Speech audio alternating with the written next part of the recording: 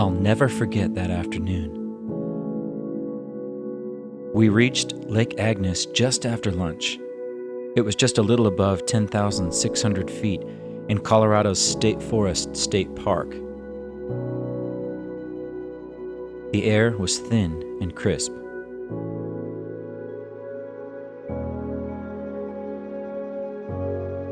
Hiking around the backside of the lake, we started hearing marmots whistling their telltale danger call. So, we looked up.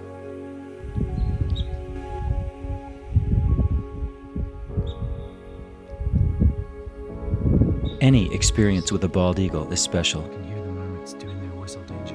I'd love to tell you about the motivation behind my attempt at capturing these mighty birds of prey in oil paints.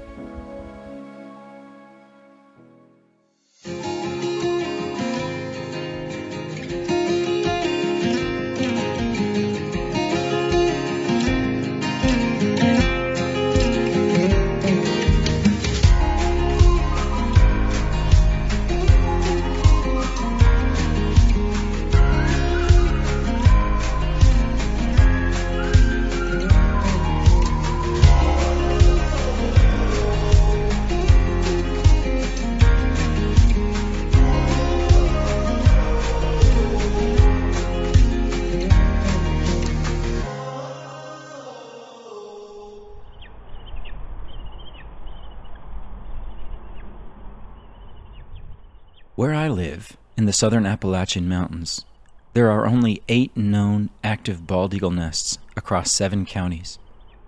5 counties in northeast Tennessee, 1 county in southwest Virginia, and 1 county in northwest North Carolina as of 2019. That's a very thin and fragile population when compared to other birds of prey. Over the past 2 years, both of my sons covered birds in their 5th grade science class with an amazing teacher and bird lover, Mrs. Jessica Edwards. She introduced them to the 2 most well-known local bald eagle nests via live cams, which are hosted by East Tennessee State University.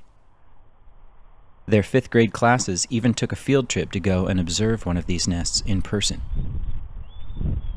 While reading up on these 2 local breeding pairs, I learned a great deal about the bald eagle's struggle here in the southeastern states. Across the continental U.S., bald eagles were almost driven to extinction, reaching their lowest numbers in the 1960s, despite having been protected by law since 1940. Careless hunting and habitat destruction had led up to the 1940s decision to protect the birds. And yet, to everyone's surprise, the next 2 decades saw their numbers dive even lower. It was eventually discovered that the pesticide DDT was causing eagle eggshells to come out weak and thin, and chicks were not able to survive. When this became widely known in the 1970s, the EPA banned the chemical, and eagle numbers began to slowly rebound. By 1995, bald eagles were downgraded from endangered status to threatened status under the Endangered Species Act. Then, on June 28th of 2007, they were removed from the list altogether. Their numbers reached a low of only about 400 breeding pairs in the continental USA in the 1960s, and thankfully rebounded to an encouraging 9,789 known nesting pairs in the year 2007, making the bald eagle one of the best species recovery stories in this nation's history. But there's still a long way to go. Here in my area, despite the massive size of South Holston Lake and its 3 feeding rivers in the Holston Valley, there hasn't been an active bald eagle nest on South Holston Lake itself since sometime between 2009 and 2011. And before that, bald eagles had only been occasional or migratory visitors to the lake for decades.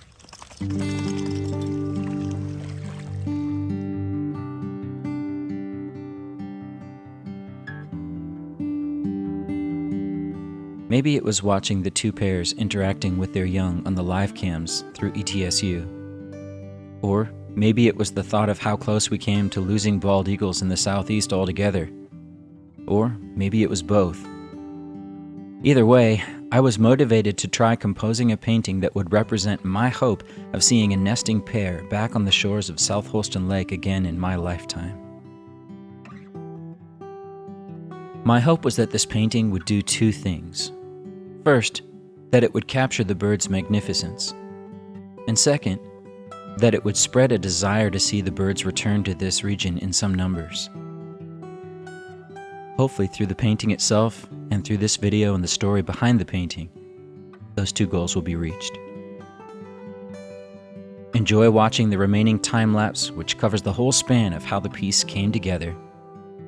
Check the comments to see if the piece is still available for sale. And for any inquiries about pricing on this or any of my other work, please use the contact form on my website. To get there, use the link below in the description. Thanks for watching, and if you enjoy this content, please consider clicking like on this video and subscribing to the channel so you can be made aware of all future content.